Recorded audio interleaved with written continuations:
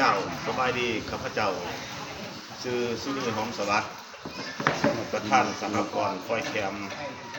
บ้านพัฒนาบางเตาตอนข้าพเจ้าก็ขอรายงานเกี่ยวกับการผลิตหัตถกรรมฝ้อยแคมของบ้านบางเตา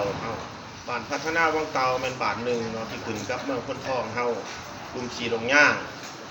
ที่ว่าตั้งเรียบแคมเส้นทางเลขที่16ตำบลยูเติมตั้งมาทางทิศตะวันตกของเมืองพ้นทองระยะทาง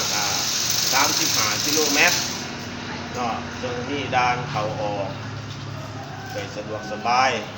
ไม่ระดับสากลในการเฮ็ดหัตถกรรมทักฝ้อยแคมของบ้านพัฒนาบางเตาเท่านี้ส่วนระยะผ่านมาก่อนปี 2011 นี้บ้านพัฒนาบางเตาเฮานี่ถือว่า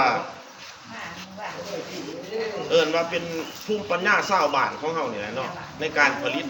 ฝ้อยแคมได้ไปเก็บเอาแคมอยู่เขตเมืองปากซองครับผมแล้วมาเฮ็ดฝ้อยเพื่อปัดหัวเพื่อนซ่านเท่านี้แหละในนั้นก็มีอยู่23 ครอบครัวก็ได้พากันไปเก็บเอาแคมมาเฮ็ดมาผลิตน้ำใส่ในครอบครัวนอกจากนั้นก็ขายตามบ้านตามบ้านใกล้เคียงเท่านี้แหละขายเห็นว่าใส่งานดีปัดหัวเพื่อนซ่านดี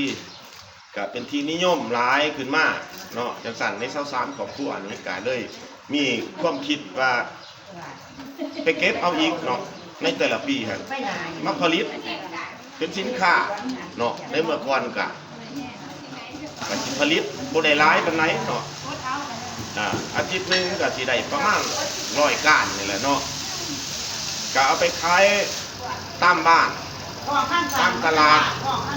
ใกล้ๆกับบ้านเขานี่แหละพิเศษก็แม่นขายอยู่แถวโตเขตเท่านี้แหละในเมืองกวนก็ถือว่าประชาชนคนไทยเขาจะกับเขาเที่ยวลาวเฮามาซื้อเครื่องปลาของดงอะไรมาเห็นฝ้อยแคมหมูไทยเฮาเห็ดไปนั่งขายเขากัดซื้อไปน้ำใส่ก็เป็นที่นิยมกว้างขวางไปอีกระดับหนึ่งจากนั้นก็เกิดมีพ่อข่าแม่ข่าขึ้นมาเกิดมีพ่อข่าแม่ข่าขึ้นมาก็มาสั่งที่เฮาผลิตในตอนนั้นกับผลิตบริไลก็สั่งกันอาทิตย์นึงก็100 ก้าน200 ก้านนี่แหละเขาก็เอาไปจำหน่ายตามตลาดบ้านเขานั่นก็ถือว่าขายดีเขาก็ได้กำไรหลายนั่นเขาก็จังสั่งเข้ามาอีกสั่งเพิ่มเข้ามาเรื่อยๆจากอาทิตย์200เป็นอาทิตย์ละ500 ก้านจังซี่เขาก็ได้ผลิตให้เขาตอบสนองตามความต้องการเขาให้ได้ถือว่าโมเดลเฮาใน23 ครอบครัวนี้ก็เลยระดมกันในแต่ละปีก็ไปเอาอยากไปเอาเองแน่ก็ซื้อเอาน้ำแน่ทางสั่นก็เลยการเริ่มเป็นการค้าขายนั้นก็เห็นว่าฝ้อยแคมเฮานี่เป็นที่นิยมกว้างไกลไปแล้วจนหอดต่างประเทศก็โดยเฉพาะแล้วก็เป็นประเทศไทยอยู่ภายในประเทศเฮาก็คือว่าในเฉพาะแขวงจอมพระสักเฮานี้ตลาดปากเซ่เฮานี่ก็ได้จำหน่ายตัวไปเบิดนั่นแหละผลประโยชน์จากการเฮ็ด